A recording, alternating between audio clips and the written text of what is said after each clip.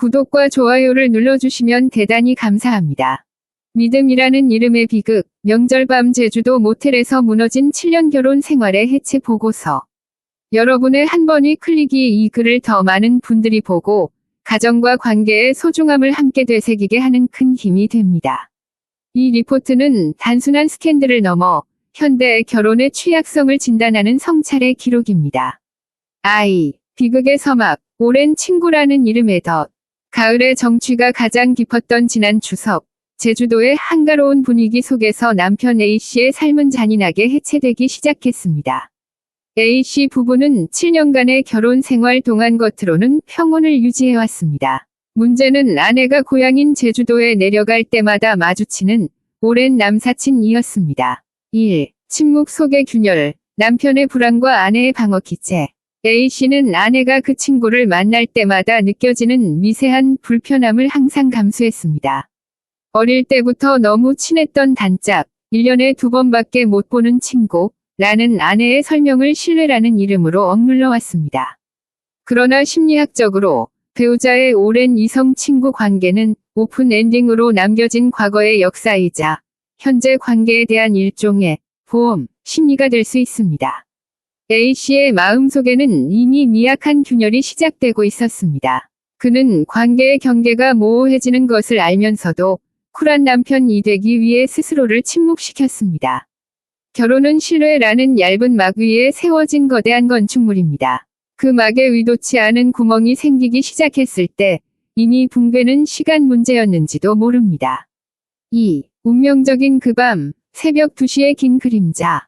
지난 추석 연휴, 아내는 여느 때처럼 고향 친구와 술자리를 위해 집을 나섰습니다. 하지만 새벽 1시를 넘어 2시가 되도록 아내는 돌아오지 않았습니다. 전화를 해도 불통, 메시지를 보내도 읽지 않음. 이 3시간의 침묵은 A씨에게는 7년 결혼 생활의 총합보다 더 길고 차가웠습니다. A씨는 평소의 불안이 차가운 직감으로 변하는 것을 느꼈습니다. 그리고 그 직감은 언제나 현실보다 잔인하게 맞아떨어졌습니다. 2. 진실의 마주함, 배신과 해명의 아이러니. 1. 결정적 증거, CCTV에 찍힌 과거의 연인. A씨는 직접 아내의 행적을 쫓기 시작했고, 결국 아내와 그 남사친이 함께 모텔로 들어가는 장면이 담긴 CCTV 영상과 목격자 진술을 확보하게 됩니다. 더 충격적인 사실은 그 남사친이 아내의 대학 시절 연인이었던 전 남자친구였다는 점입니다. 이 순간 A씨가 느꼈을 감정은 단순한 분노를 넘어선 존재론적 부정이었을 것입니다. 자신이 믿어온 모든 것, 아내와의 추억, 미래에 대한 계획, 심지어 자신의 판단 능력 자체까지도 완전히 부정당하는 기분이었습니다. 그의 머릿속에서는 결혼 생활의 모든 순간이 거짓이라는 필터에 걸러지며 고통스러운 재해석이 이루어졌습니다. 2. 뻔뻔한 방어, 술을 깨러 갔다는 변명. 새벽이 지나 아내는 돌아왔고 A씨의 추궁의 모텔에 간 사실은 인정했습니다. 그러나 그녀의 해명은 상처에 소금을 뿌리는 격이었습니다. 술을 너무 많이 마셔서 잠깐 술을 깨러 들어간 것뿐이야. 아무 일도 없었어. 이 변명은 책임 회피의 전형을 보여줍니다. 성인 남녀가 새벽에 단둘이 모텔에 들어간 행위 자체가 이미 배우자로서의 신뢰 의무를 정면으로 위반한 부정행위입니다. 아내는 신체적 부정행위 위부재를 강조함으로써 정신적 신뢰의 파괴를 무시하려 했고, 이는 A씨의 분노를 극대화했습니다. 남편은 아내의 해명을 듣는 순간 결혼 생활의 끝을 직감했을 것입니다. 3. 법적 현실의 냉혹함, 1,500만 원이라는 숫자의 무게. A씨는 지체 없이 이혼을 선택하고 아내를 상대로 위자료 소송을 제기했습니다. 부정행위 증거, CCTV, 모텔 출입 사실 인정은 충분해 보였으나 법정에서 마주한 현실은 차가웠습니다. 1. 부정행위 위 법적 기준과 모텔 출입 위 딜레마. 전문가인 조인석 변호사가 지적했듯이 현행법상 부정행위는 간통죄 폐지 이후 혼인 생활의 평온을 해하는 일체의 부정한 행위로 폭넓게 해석되지만 위자료 액수를 높게 책정하기 위해서는 성관계라는 직접적인 증거 또는 그에 준하는 농도 짙은 애정행위의 증거가 요구되는 경향이 있습니다. 법원의 판단, 성인 남녀가 모텔에 함께 들어간 행위는 비록 성관계 증거가 없더라도 부정행위로 인정되어 이혼 사유는 충분히 됩니다. 이는 부부간 신뢰 의무 위반이기 때문입니다.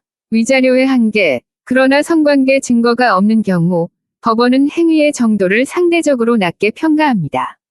일반적으로 이혼 소송에서 인정되는 위자료의 상한선이 3천만 원, 물결표 5천만 원 정도임을 감안할 때 A씨에게 인정된 약 1,500만 원은 법원이 이 사건의 부정행위 수위를 상대적으로 낮게 판단했음을 보여줍니다.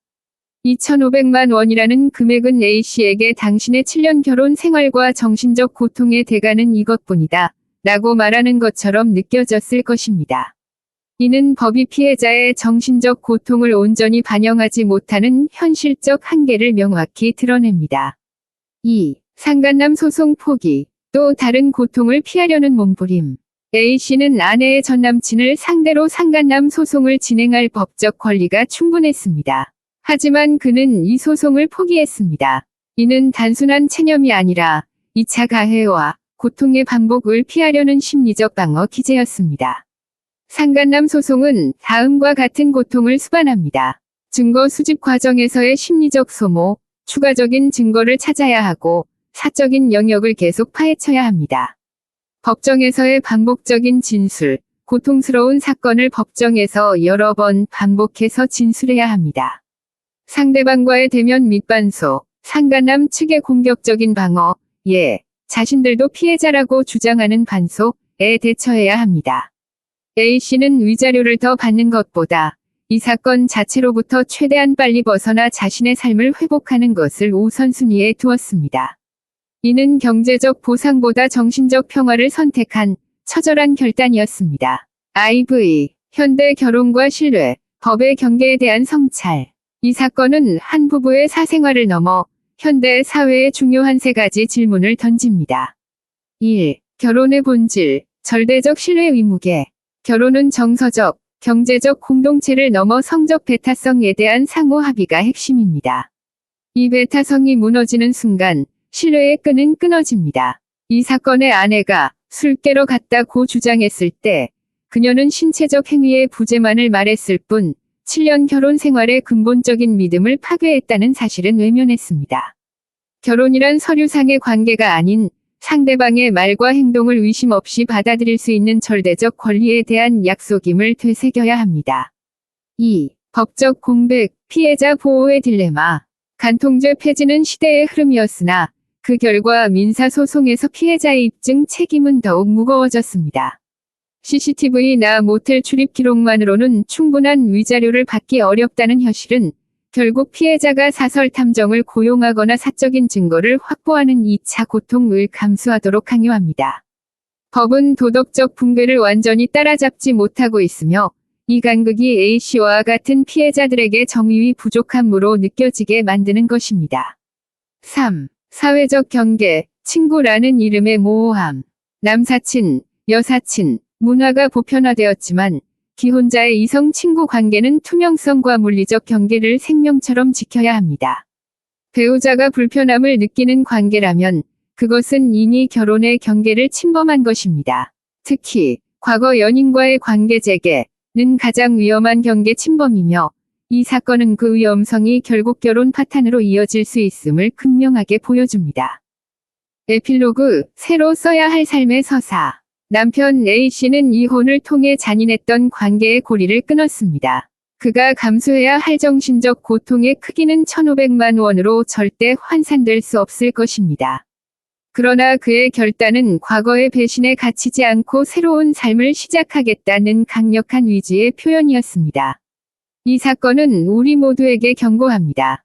당신의 관계에서 신뢰의 끈은 얼마나 단단한가요?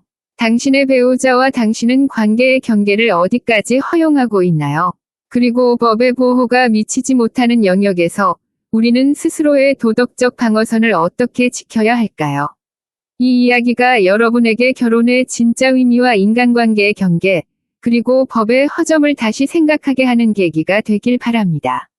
구독과 좋아요를 눌러주시면 대단히 감사합니다. 여러분의 생각은 어떠신가요? 모텔 출입만으로 인정된 1,500만 원 위자료는 충분하다고 생각하십니까? 댓글로 여러분의 깊은 의견을 남겨주세요.